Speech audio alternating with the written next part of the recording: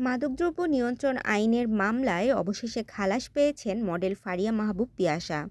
অভিযোগ প্রমাণিত না হওয়ায় ঢাকার চতুর্থ অতিরিক্ত মহানগর দায়রা জজ তারেক এজাজের আদালতে এ রায় ঘোষণা করেন।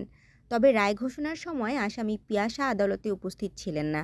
তার অনুপস্থিতিতেই আদালত এ রায় প্রদান করেন বলে জানিয়েছে সংশ্লিষ্ট আদালতের বেঞ্চ সহকারী সাইদুর রহমান।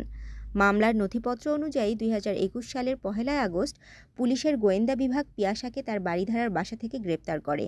অভিযানের সময় তার বাসা থেকে ৭৮০ পিস ইয়াবা, ৮ বোতল বিদেশি মদ এবং ৪ ক্যান বিয়ার উদ্ধার করা হয়।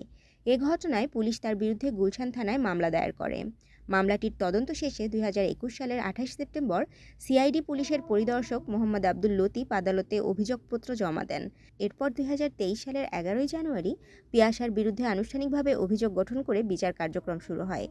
বিচার চলাকালে মামলার সাক্ষ্য গ্রহণ পর্বে মোট ১৪ জন সাক্ষীর বক্তব্য শোনা হয়।